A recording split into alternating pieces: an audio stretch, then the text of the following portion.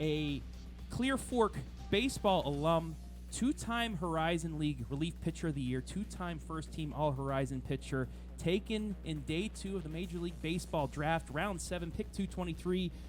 Everybody welcome in A.J. Blubaugh. A.J., sir, how are you? Doing good. How are you? I'm doing wonderful. Let's just get right into it. Take me through Day 2 of the draft. I'm guessing you were with family, or where were you, and how did this go down? Yeah, so I was home in Belleville with both my parents, and early in the draft, we were in and out most of the time, and but leading up to it, I've never been that nervous in my life, and I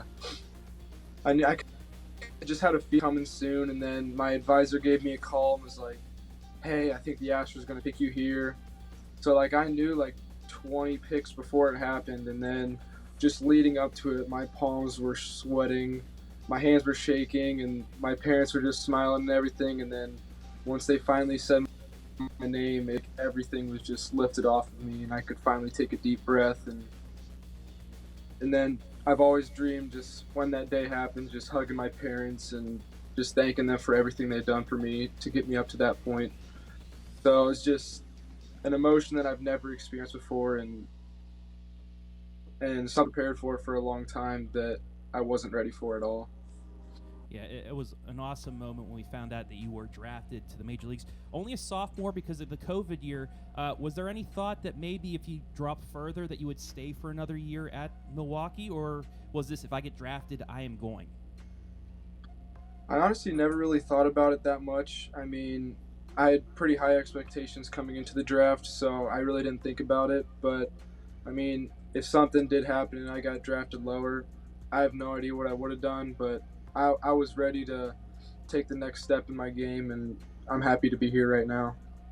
I saw you had pictures of you down at Tropicana Field or whatever. Minute Maid. Is it Minute Maid Park? Yes. Yeah. No, Tropicana is Tampa Bay, isn't it? Thanks for correcting me there, Jardy. That's why you're here. But did you get to tour the stadium when you signed and everything? How was that? Yeah, so we flew down. They flew us down to Houston first, and so we got to go. We stayed at a nice hotel and stuff, and basically we got to see the field and stuff. We didn't get to go on the field or anything, but then we were able to go into this really nice office space where we signed our contracts and got to meet some of the higher up guys. So it was really nice, and I got to meet a bunch of the draft guys, and then we did physicals, and then the next day we flew down here to Florida. What's up, AJ? Garrett here with the OH.Report, man. Congratulations, first off. But just a quick question for you. How different has life been since you've been drafted? Has anything changed dramatically, or is it kind of just, just a different day? I think it has changed. The lifestyle definitely has changed. Being down here is a little different than being at school or being back at home. But it's really nice being around a bunch of high-level baseball players who really care about the game, and the people down here are just unbelievable. So, and then also just everyone reaching out to me and telling me congratulations. It's really nice catching up with everybody, and I'm really loving it. All right, AJ, Storm here. Just a couple quick questions for you. First off, I want to know what the number selection will be for you. What kind of number are we thinking for the jersey? In college, I was 17, so I really like that. I don't know. I don't even know if we get to pick our own numbers. I'll be fine with whatever they give me as long as I get a jersey, But, in high school, I had a bunch of different numbers. I really never got super attached to it. I feel like whatever number they give me, I can kind of make that my number. Awesome, man. And then one last question for you. What were kind of the steps you had to take? Working hard, obviously, but what were the extra steps you took to get to this moment? If we go all the way back to high school, I think it'd just be it's more of a mindset than anything. I think getting up early, going and getting the early 6 a.m. lifts during season, because I played 3 sports, so obviously I was really tired all the time. And then having my mom just push me through all that even when I didn't want to. So shout out to Mom for always doing that for me. And then in college, it was really just, staying on top of the game, getting my sleep, and as well as doing everything I can in the weight room. I think just basically just checking all the boxes, and then on top of that, just the willingness and the mentality to do what it takes to get the job done. I think that's really all it took. AJ, this is Andy Jardy here. Congratulations. You talked a little bit about your mom right there, but I was just wondering, where does that mindset and that underdog mentality and the hard work come from? Where did you develop that, and kind of who taught you that?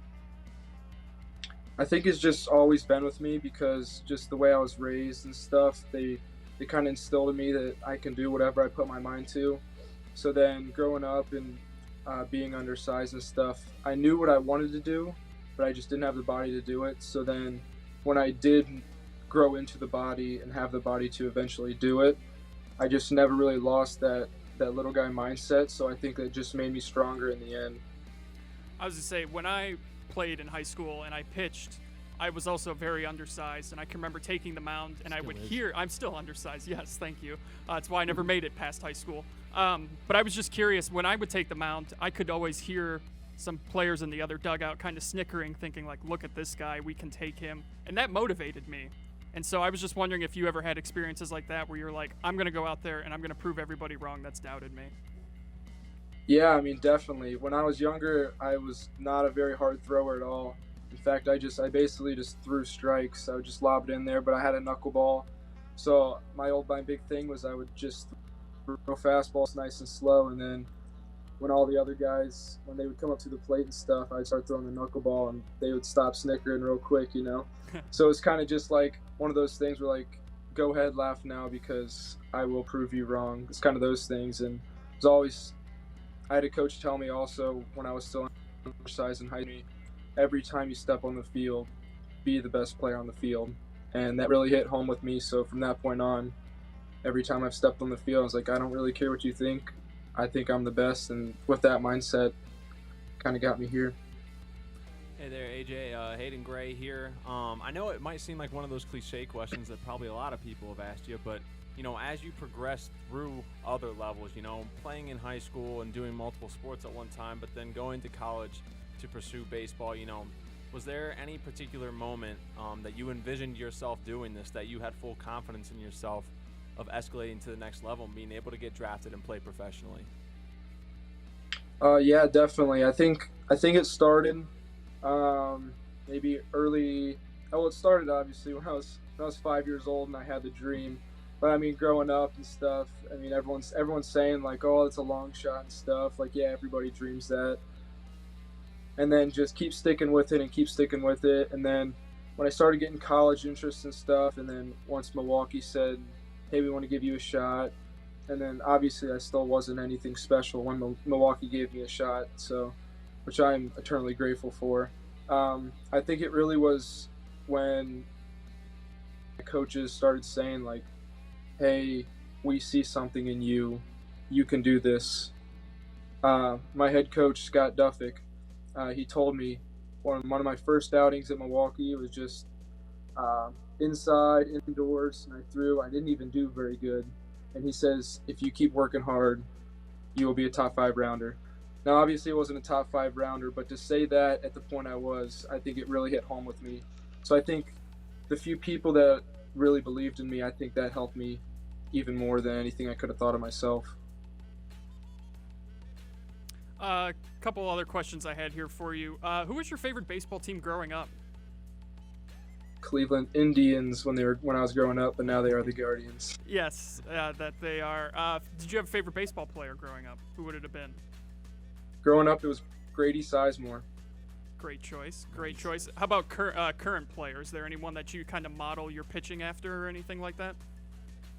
I mean, I think all pitchers are different in their own way, but if I had to pick one from just how they carry themselves, I would have to pick Jacob deGrom. He's the most dominant pitcher I've ever seen when he's healthy. Right, yeah. Big key to that. Does Tristan McKenzie kind of give you someone to, like, you kind of look at them and say, like, hey, that's not the biggest guy, but he commands the zone and throws strikes, and he's pitching pretty well this year? Is that someone you can kind of look at as a role model / inspiration, maybe? Yeah, I mean, definitely. I remember the first time I ever saw him pitch, I was sitting with my dad, and he just goes, hey, look at that. That guy's skinny, too. So, I mean, definitely, like, seeing him succeed at that level, being undersized and stuff, I definitely see that as a plus. And then my last question for you: favorite pitch to strike somebody out with? Fastball. Fastball. Nice. Big Like old the heat. Funky Limburger cheese right there. Yep. AJ, you said that you got the draft back in Belleville. Was Coach Staub some of your former teammates with you, or was it just family? It was just me, my mom, and my dad in the living room. My brother was out with some friends. One sister was upstairs, one sister was downstairs, and it happened, and it was having everyone there. And then when they all came, they all told me congratulations and stuff, and it was really awesome. That's sweet. And I know Andy, at least Andy and I, we like playing MLB The Show. Do you play any video games right now? Anything like I'm that? actually not a big gamer. I don't know. I just kind of found other things to do with my time. Well, like pitching and striking I'll out say guys and make making the the MLB. leagues. I guess that'd help out. But just thinking that Andy and I maybe in a couple years could be pitching with AJ Blubaugh and MLB The Show would be pretty cool. Be pretty to do. awesome. Yeah. Now that would be unbelievable right there.